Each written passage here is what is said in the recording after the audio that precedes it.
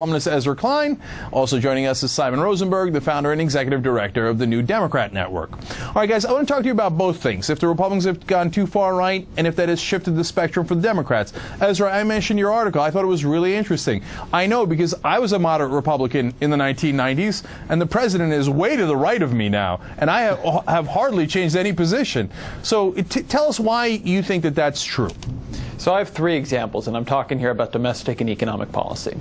The first cap-and-trade plan was George H.W. Bush's. It was a Clean Air Act of 1990, and it was about acid rain. As late as 2007, Newt Gingrich, who voted for that plan, by the way, was saying cap-and-trade for carbon would be a great idea. He would, quote, strongly support that idea. An individual mandate health care bill. That was the Republican alternative to Clinton Care, to the employer mandate and to single payer. It was created by a guy named Mark Pauly, who is a conservative economist at Wharton. He told me I did it because I was worried about single payer. As late as 2005, Mitt Romney was doing an individual mandate plan. As late as 2009, Chuck Grassley was saying individual mandates had bipartisan support. And of course, that's what Barack Obama's plan is. And then the final example is a budget deal to cut the deficit with both spending cuts and tax hikes, which again, George H.W. Bush in 1990, that was his plan. He said it was necessary, and he did it, and it worked. And so I make 2 points in the piece. One is that we've sort of shifted the policy debate such that all these different things that moderate Republicans once fought for are now considered sort of wild-eyed liberal ideas. And the second is that it's odd to see Republicans having abandoned so many of them because they actually worked. Cap and trade did end the acid rain problem. The individual mandate did work in Massachusetts, and George H.W. Bush did set the stage for a balanced budget in the 90s. So they've not only given up on their old policies, they've given up on their successful policies too.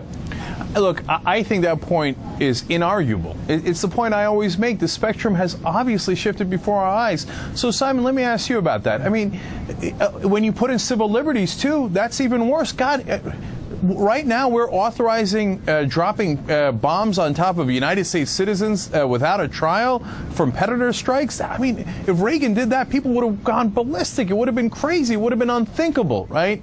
I mean, so the whole spectrum has shifted. Do you think it's a mistake for the Democrats to just keep moving further and further right along with the Republicans? Yeah, of course it is, and I think that Ezra is great analysis here, because I think the Republicans, what he's saying is that it's not just they've gone to the right, but they've abandoned things that work. And if you look at all the major challenges we face today, clean energy, how we're going to get wages and incomes up again, how we're going to deal with the health care crisis in the United States, the Republicans are not really coming to the table with anything meaningful. And what we have is a political party that's become very reckless, very irresponsible, proposing cockamamie ideas at a time of great national challenge. And I think the challenge for the Democrats is to not, find equal distance between a bunch of bad ideas that are out of the mainstream, but to stand their ground and to make sure that they. And I think the president did it. I want to give the president more credit than I think he's gotten on in some quarters. Is that I think he's drawn a very bright line recently between an economic agenda that's focused on investment in people and the future, and a Republican agenda that is really more geared towards austerity and denial of many of these great problems. And I think the president's created a brighter line here, right. And I think that's where we've got to go. That's where the Democrats need to go forward. So, Ezra, now let's look at the other side of the coin, right? So we think the Democrats have moved too far to the right. I certainly believe that fervently, but in order to match them, the Republicans have gone even further right. And to your point of rejecting their original proposals and going with more right-wing proposals. But now look at them. They look like they just ran against a brick wall right there. I mean, people hate their Medicare plan. And the idea that what happened in Orlando was because he's like, oh, we got to give tax cuts to the rich, and that's why we have to cut Medicare. People are like, oh, my God, no, don't do that. So have the Republicans also made a terrible mistake here? I'd argue that the causality actually goes the other way, that what happened is that Democrats moved and Republicans, because they needed a way to oppose the Democratic ideas, moved as well. So I don't know that I think it's gone in a very partisan direction as opposed to a sort of a thought-through policy direction.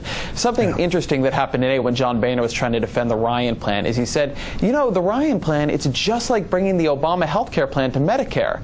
And I thought, John Boehner, I thought you hated the Obama health care plan. I've heard you say it over and over and over and over again. And so, more even than it's right or left, what is striking about what's happened to the Republicans in the last couple of years is that in their bid to oppose whatever Democrats have, they've sort of given up on having solutions, or at least they've given up on having consistent solutions. In Ryan, they have a lot of the Obamacare principles. When it comes to Obamacare, they hate all the Obamacare principles. And that's going to make it, I think, very tough for them going forward, because they've let themselves, it's been easy to be an opposition party being against everything, but when you win a House of Congress and then when you actually have to run into presidential, you need to be for some things again, but they've not let themselves a lot of good things they can be for. Right. Guys, unfortunately, we're out of time. I love this conversation.